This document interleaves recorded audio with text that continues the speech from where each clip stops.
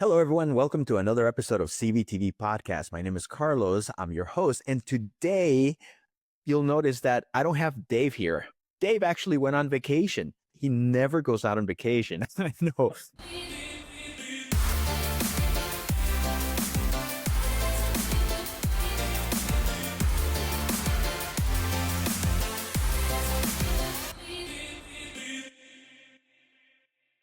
Today we're going to do a little bit of a shift. We're going to shift some gears. And I know everybody here has been to Reef Palooza, and you know how exciting it is, the frags, the gear, the giveaways, the pack tiles, everything.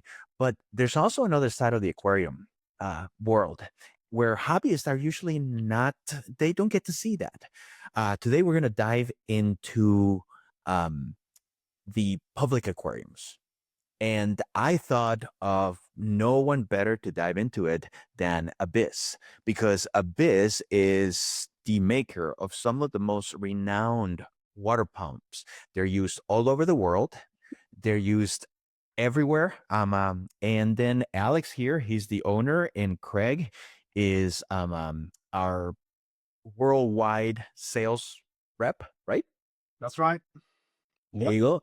So let's talk about this. Let's talk about AALSO, and let's talk about Grah. So if you ever wonder where the aquarium people go, like the thousands gallons, those public aquariums, and how they keep them stable, how do they work with the gear, how do they differentiate from a hobby show, this is the right place to listen to. So Alex and Craig, thank you for joining me. Absolutely. Thanks for having us. Yeah, absolutely. Yeah, cheers. Yeah, you can though attend those shows if you'd like to, but then you have to register and you actually have to pay for it. And these shows are not cheap. Like it's not a $30 ticket or so. So we're talking about like $500 for an AALSO to attend the shows, but then also attend all those workshops, which is another big difference, at least for the AALSO, which is the Aquatic Animal Life Support Operators Symposium and Workshop. That's what it's called. So you have workshops there. Yeah, there you go. You have workshops, dry workshops, basically classes you can attend, and you're being taught about pretty much everything. And you're being taught by the people that actually build those devices. All those major manufacturers are there, whether it's a sand filter or skimmers or drum filters, ozone generators, pumps. All these people are there, and then they give a training, a dry class, or then also hands-on training in a wet class, because they actually have a water loop running with a live filtration system. So you actually can see the results of what you're doing. So if you didn't attend your welding class long enough, then we will see that leaking or Craig, being new to Abyzz, because you've been with Abyzz only for less than a year, this was your first time ever attending these types of, and I'm not going to call it a show because it's more like a workshop. Yeah, it's definitely not a show. I mean, it is absolutely a workshop. And I thought it was genuinely awesome, incredible. And I wish we had something like that in Europe. And I think one of the big things that I initially discovered about the show is that in the public aquarium sector, you're either life support or husbandry. And over in our part of the world, the aquarists are looking after the LSS life support systems, as well as the livestock. So very much like all of the hobbyists out there, that everyone's doing everything, but it seems more so in the US, it's very much separate. So that was quite a surprise to start with. But in terms of an event, having the opportunity to learn literally wet live at a conference was incredible. I mean, there was a large area dedicated to the BAWL, the BAWL, which is the big automated water loop, or as they like to call it, the big ass water loop. And I mean, it must be what, 25 foot long, pipe work, all in a big loop. with those different bits of filtration plumbed off it all the way around, so people can go and do live workshops, fix it, take it apart, install it. The attendees of the conference actually build the whole thing to start with. That's kind of how they get going. And yeah, it's an incredible opportunity for life support operators in the US market to go there. And there were people from around the world as well. There were some people from the UK public aquarium market there that I knew, and I'm sure loads of other countries too. So it's really an incredible event for those people who want to learn that stuff. I want to ask a question. Alex, how did Abyzz get involved in this? The first show, I mean, I attended some Magnas and Reef Paloozas a couple of years ago, and then at some point, I think we're together with Florian Schuran, and he suggested that we should go to RAW, which is the Regional Aquatics Workshop. So that's basically that's more a conference style. So there's no real workshops on that one, but it's a conference. So there's a lot of presentations, and it's basically it's a lot of aquarists, head aquarists, and also curators from public aquariums all over the states. And then also guests from, maybe Mexico, Canada, some international guests are always there as well. And some exhibitors, which then usually also act as sponsors to finance the show, because at RAW, we're talking about 500 plus people that are attending on a show like that. And, there's a lot of money to be paid for food and all that stuff. And I think it was at a RAW that someone approached me and said, you should go to AALSO because you're a pump manufacturer, and we think it would be beneficial if you would show up there. And that's only life support systems. And you actually get to talk to the people that deal with the issues. They're getting dirty, their hands dirty. They're getting their hands dirty. They know what happens. Like if I talk to, let's say the management level, and I tell them, pumps, they need to be cleaned every year, and then you need to do maintenance on them maybe every other year, and then they think I'm making that up. And if you talk to a life support operator, they know how often they have to take down pumps, take them apart, cleaning them, putting them back together, using spare parts. They have a pretty good feeling for that. And they are also the ones that work next to all this noise, especially in older aquariums. So they're the ones being happy when they're listening to our pumps and saying, oh, well, I didn't know that was running. So that was like the how we got there. And then I mean the RAW, to explain that, is basically the pendant, you could say, to the European Aquarium Curators Conference, which is called OIAC. And then there's also a NAC in Great Britain, which is the National Aquarium Conference for Great Britain, Ireland, and all those. And then there's also the Nordic Aquarium Conference, which we've just been to. So that's where I got this shirt. So I'm not wearing an Abyzz shirt today, but I'm proudly wearing this. So the Nordic Aquarium Conference is basically from Scandinavia, even though most of the attendees you would also meet at the European conference. But there's also always guests from the European conference going to RAW and vice versa. So some of our friends from the American public aquariums, they're also attending the OIAC conference. As usually the main language at those conferences, no matter where they take place, is usually English. That's like the global language that everybody has. Yeah. So it's safe to assume that RAW also and this public aquarium conferences are less commercial and more of a collaboration and training. Well, also they're all about collaboration in any case. They're for all of those, both RAW and AALSO, but also is focused on training. And I bought the Bible for them, which is the which is the AALSO field guide. Yeah, I mean, it's a really awesome thing. It covers all of the technical aspects of everything to do with all of the various different filtration components that you come across. So there is also a huge area or huge conference to be able to learn all of these different things. So they have those qualifications as well, which I think is really great for them to do. Yeah, I like the fact that, and I think our hobbyists are thinking, oh, yeah, I want to learn about corals and I want to learn about fish.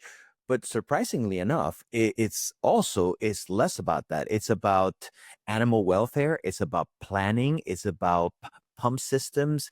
It's all about gear. It's about making sure that the redundancies are there. Can you guys elaborate on that?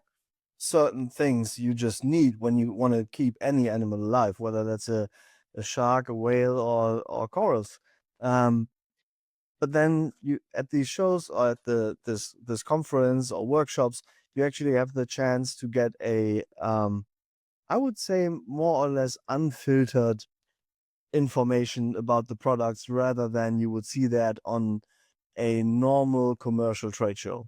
But you'll see the behavior on these shows is different because everybody is I would that's the feeling that I always get, that people are really speaking the truth about their own products and also about other products. So it's a very, very nice, yeah, a nice group of people to be with.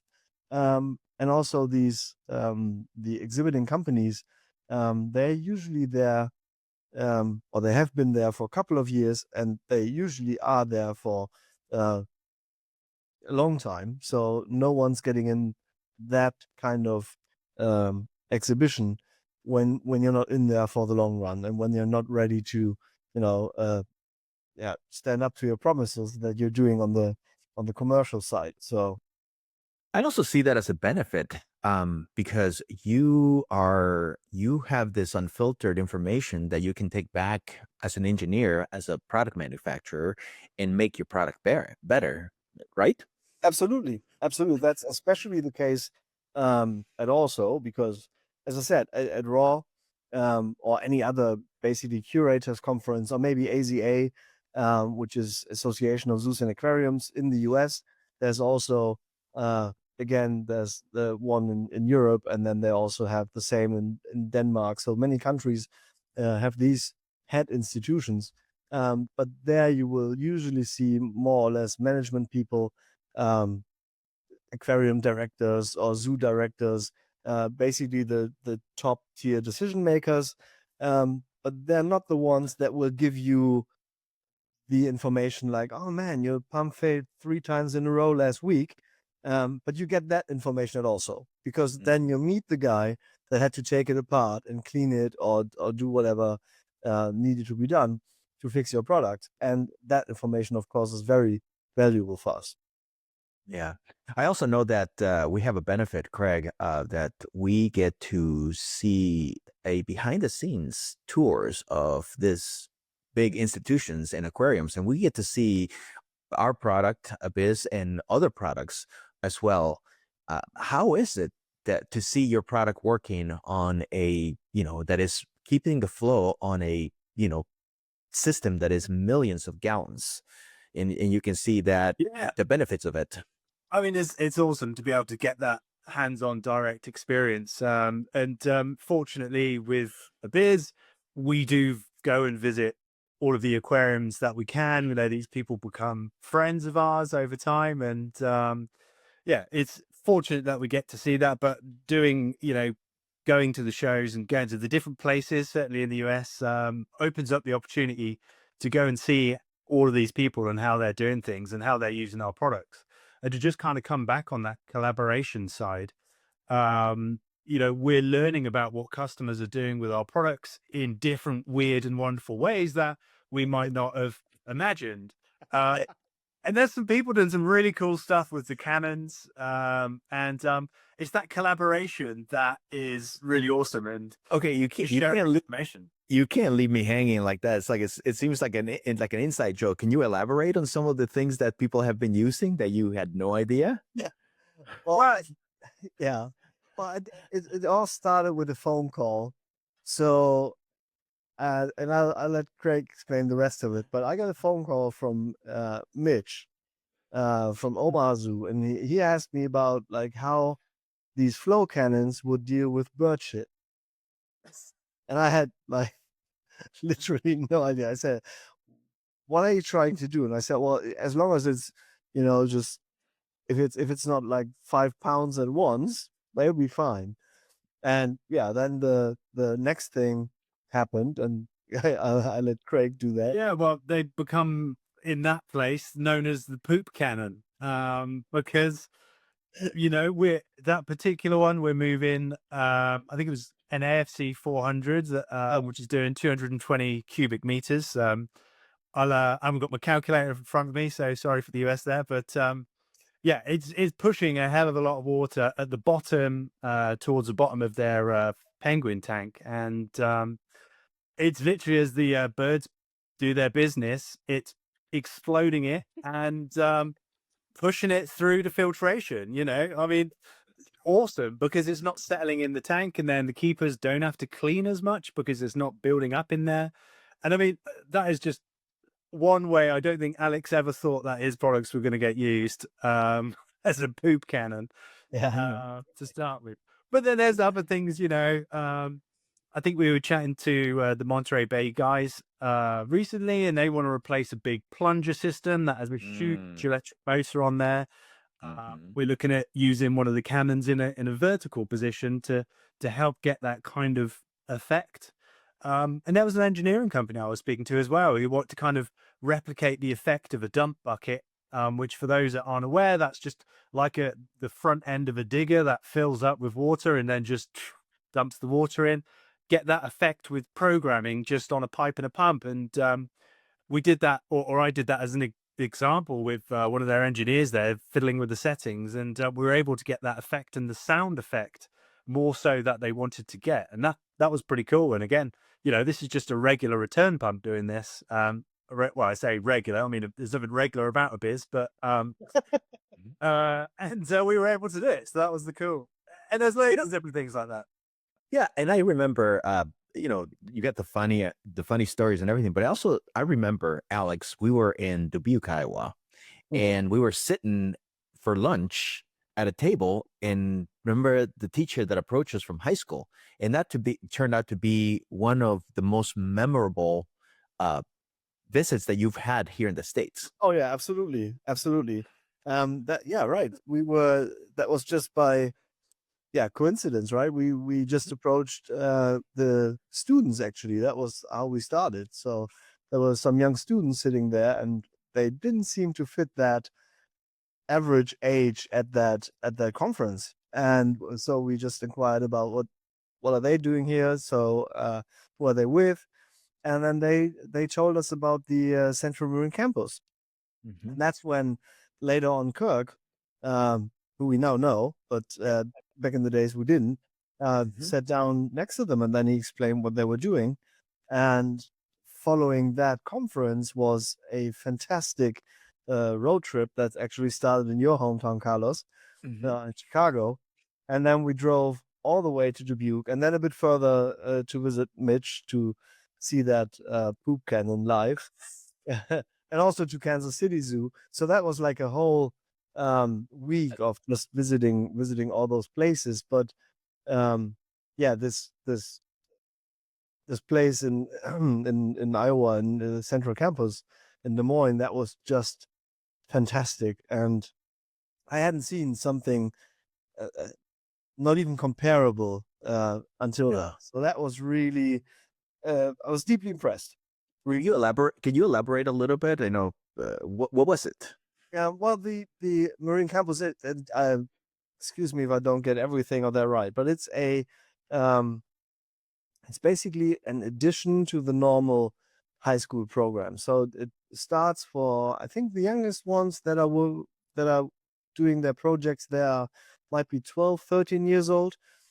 So they take those classes at the Central Campus, and they basically learn pretty much everything about aquariums. And the Central Campus also has different branches. So you could also do welding classes or car repairs, and it's like a It's like a technical high school. You take your regular curriculum, and then on top of that, you go in there and learn a trade.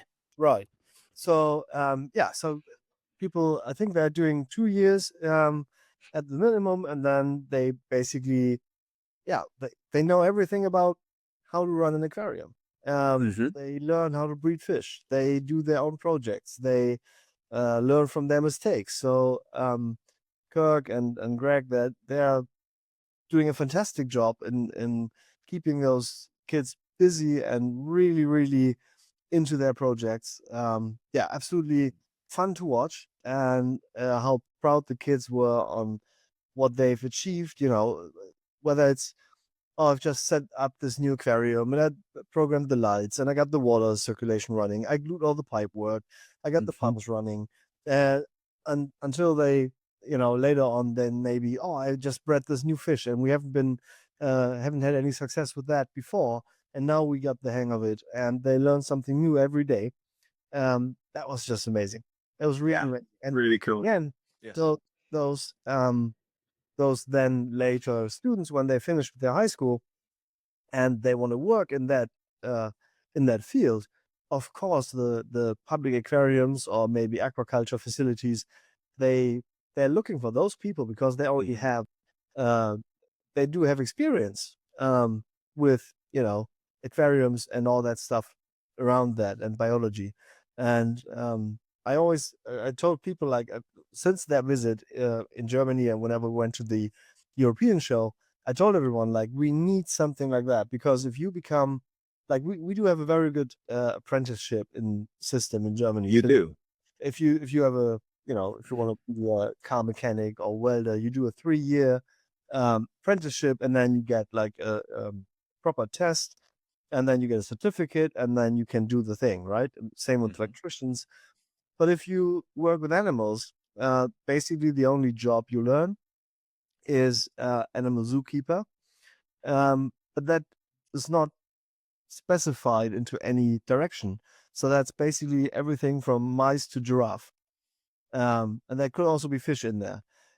So you don't learn the life support side at all unless you're working, unless you're doing your apprenticeship in exactly that branch. But there's no, let's say, plan on what you have to learn during that time. And that's different at the Central Marine Campus. So yeah, absolutely love that program. Yeah. Craig, I want to shift gears a little bit and talk about Abyzz itself. Okay. Abyzz, the brand. Can you tell me, why is Abyzz the go-to pump in public aquariums, large installations, and anybody with, what makes Abyzz different than everybody else, and what makes Abyzz that the engineering companies that are developing and they're helping create this public aquariums, you are the number one pump to come in and request? Well, I guess the first thing is, we're approximately, it depends on the use case, but we're saving most people 50% energy. And that is a huge starting point to go out with. I guess then the second point is they're incredibly compact, so they can be fit into nice small places. We're replacing pumps kind of 3 or 4 times the size. There's some amazing images out there of pumps where we've replaced huge ones. They do way more than they look like they do. That's the kind of takeaway from that. There's incredible controllability. We're able to adjust the flow in 0.1% steps from 0 to 100, whereas a lot of those, and I guess most hobbyists probably won't be familiar with it, but VFDs, variable frequency drive big pumps, those, you can't really turn them down that much or get that much additional control because they stall, whereas we have control throughout the entire range. And Abyzz pumps can be controlled by pretty much anything else. We're not tied to just running with Apex or GHL or anything like that. They can be controlled by any kind of SCADA PLC control system. So there's a lot of compatibility with a lot of the other things that are out there. Another really nice factor and part of the design is that they're super silent. I mean, practically silent when they're running. And if you've ever been into the filtration rooms of any of the public aquariums or zoos, there's ear protectors on the walls, so you can put them in, because some of these pumps are so crazy loud. As a part of health and safety, you have to have the hearing protection, which is not a thing with us. Obviously, we're limited in size. In what we can do. You know, we're not replacing the absolutely giant pumps that are out there. Maybe one day Alex will invent us a nice big one, but Not that big. another really cool thing is the flow cannons that we have, which are quite unique in the range of size that we have and the amount of water they can shift. So that is a really nice factor too, and shift water for very little electric. And I mean, I know energy costs in the US versus Europe aren't anywhere near the same, but there is still a big return on investment. So people do like to change out their pumps for Abyzz because they're going to pay for themselves in electricity that they've saved within 3 years, sometimes 2, depending on the area. And then we warrant the things for 10 years. So we're going to look after that customer and their pump for 10 years. And there's no pumps going to landfill, just getting chucked out, this, that, and the other. They're super easy to maintain. I mean, there's loads of reasons why you'd want to use it. I can't think of one why you wouldn't want to use it. Well, yeah, I mean, there's obviously some, if I jump in on that. So one thing, of course, is always the price. And I still remember basically to this day, and that's a long time ago already. So when someone told me like, why would you go into a market with a product where the next comparable product would be half the price, and nobody knows your brand name? And I said, well, I'm still just going to build a better product. And by now, I think that's a big part why the public aquariums are jumping on the train in a lot of areas, is that we've pretty much proven that point, that the product, as the longer the product is out there, the more people gain Trust. Trust in it, and also trust in the service. And they know that we are around, and they see that we are, I mean, we're doubling up in our sales capacity. So it's not just me anymore. Now, Craig has become also the face of the company, and he's doing videos with me and then sometimes without me. So we want to be there for the customers, and we are always, well, in normal business hours, we're available, and we attend all these trade shows and conferences to, as said, get information from the potential or actual customers about new product ideas or improvements or whatever, but also to just, be seen and give people the option of walking us up and saying, you got a shitty product, and I'm going to tell you all about that. So far, we're just lucky that nobody ever came. Yes. But we don't learn about those weird, wonderful ways. And, we've looked at different mounting systems and stuff for some of the smaller things, and we're going to make some improvements there. And yeah, that's the kind of great information you can learn from the people that are using them day to day. Right. And I want to ask about because I know that some of those public aquariums, especially the life support operators, they work at the public aquariums, and they do that. But a lot of them also have fish tanks at home, and they do. And Abyzz is, the great thing about Abyzz is that it's not just for public aquariums. You have products that are made towards public aquariums, but you also have smaller products that are made for aquarists. Now they're going to, like you said, Alex, they're going to command the price. But just because they're for hobbyists, you don't reduce the warranty, you don't reduce the quality, you don't reduce the durability. You are literally, as a hobbyist, you're purchasing a product that was made for industrial use, correct? Yeah, absolutely. But actually, though, it was the other way around. So we always have been building that these products in the whole Abyzz line with that approach of building a industrial quality or commercial quality product. And back in the days when we're not selling to public aquariums, we're still all about sustainability and making the product last as long as we can probably get it lasting. And also having that repairability and service. And so we always done that for the private sector in the beginning, which was how we started. And then later on, the public aquariums basically came along and said, well, can these products handle, like, I don't know, 5,000 gallons? And we're like, sure. Like, we've hobbyist tanks that do the same. So that's when that started, that the public aquariums were actually jumping on the train. So, yeah, but the approach with the commercial product was there long before we started selling into the public aquarium market. Yeah. All right. Okay. So we're approaching the end of the podcast, and I usually like to ask questions, advice, because everybody that we invite usually has a lot of experience, and you two have a wealth of experience from unique experience, because you know the hobbyists, but you also know the public aquariums. You deal with the life support operators who are there. So if you had one piece of advice for a serious hobbyist. Well, certainly not plan ahead. Like, I'm not a big fan of planning too far ahead, because usually then you still have to change things and you end up spending too much money. But what I would say from my perspective, I've been a hobbyist for more than 20 years now in the saltwater area. Before that, in freshwater, I was never happy with anything that I got very cheap that didn't last very long, and also the reliability of those products. And that's from experience, from what I've seen with other friends, and also customers when they are running into trouble because something fails. And that doesn't have to be a pump. But not having a backup is like the worst thing you can do.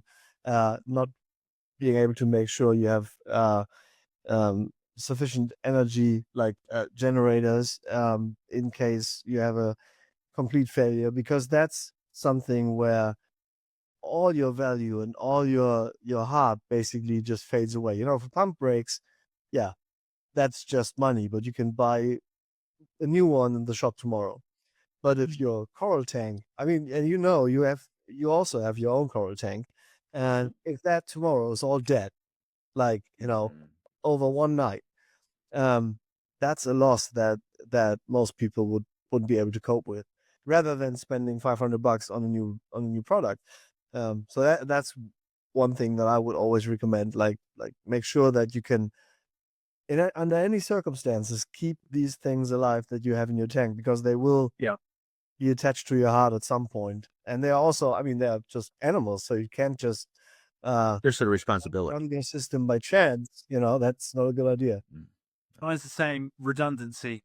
Even if it's maintenance redundancy, I've broken heaters and things like that cleaning them before, and I've like, oh, I haven't got one because I never bought a spare one. Things like that. Simple things. Things go wrong when you're not there 90% of the time, and I've lost tanks to mainly heaters, touch wood. Planning for redundancy, even in power as well. You can get those big lithium battery power station things that'll tie you over until you could rent a generator if you can't afford a generator. There's loads of things people can do now. And that is wholeheartedly my best advice for anyone, any industry, is redundancy. And the public aquarium guys get it. They have redundancy and they always build it in. Yeah. Speaking, but right. They usually also have generators for the whole building usually. But we just had, while we're talking about it, we just had this very unfortunate situation with Sanjay. Yes. He lost basically everything. Heart-wrenching. In his tank. It's heartbreaking. And I would think, and that's what everybody thinks, I guess, is like, yeah, that duration of power failure won't happen to me. And then you're sitting in the Western world, and then you have like a 72 or 76 hours, I think it was, total power failure. Like, Insane. the whole part of the city basically went dark. And that's something I wouldn't. I had a chat with him on Facebook, and I said, well, I don't even know whether I'm storing enough fuel to actually power our generators that long. And we do have at the facility, because that's where my aquarium is. And also we have some spare generators just for our staff. So in case really something goes bad, and we can drive to the company, as long as you can still drive, but then you can grab like a canister full of fuel, and then you have your generator, and then for the next couple of hours at least you're safe. And the larger generator will be able to run probably for 2 days or 3 days with all the fuel that we have. But that's basically it. And if there's no power, you won't get fuel, because fuel pumps usually run The on power. electricity. So that's a big issue. And I can highly recommend everybody spending some time thinking their systems through and what they have at home. Yes. That's why I always also tell every customer, like, even if they exchange their pumps to our pumps, then fortunately, and are happy with them, I always tell them, keep your old pump. Just clean it, put it on the shelf, put some connections on there, have that thing ready just in case, because you will have to clean your pump. Even that product can break. And then you need a spare part and it just won't run. And that usually happens on Saturday evening. So there's just no. Yeah, that's true. Yeah. All I'm going to say also is that when you take that pump out, the old pump, don't just put it aside and say, oh, I'm going to clean it tomorrow. Don't do that. Don't do that. Don't do that. Clean it, because if you don't, you won't do it. And when you need it, it won't work. Right? True story. So when you take it apart, when you take it out, clean it. Do take that time. I mean, it sounds like a simple thing, but it's happened to me where I take something out, I get distracted, and then 6 months go later, and then I need that part, and I take it out, and it's not working because it's all gunked up. Yeah, that's especially on pumps. I mean, most other things you can, but all these technical devices, and whether it's a water measuring station, all these fancy computer stuff, when you don't do maintenance, that's what I always tell everyone. Like, when you don't make a plan for your maintenance, your equipment will make your maintenance plan. And I like that. We should put that on a shirt. actually, yeah, it's a good idea. Maybe that's a phrase for the next Abyzz short versions. No, for also. That would be a nice one for also. Yeah. Yeah. Here you go. Very good. There you go. Thank you, Alex. Thank you, Craig. If our listeners want to know anything about Abyzz, they can check out abyzz.com, or they can go to coralvue.com as well. And then you can see the full line of Abyzz products, starting from hobby size compared to big installations and public aquariums. So check out coralvue.com. Thank you, everybody, for listening. If you like today's episode, please make sure you subscribe, you hit the thumbs up, and share it with your fellow reefers. Until next time. All right. Cheers. Bye-bye. Thank you.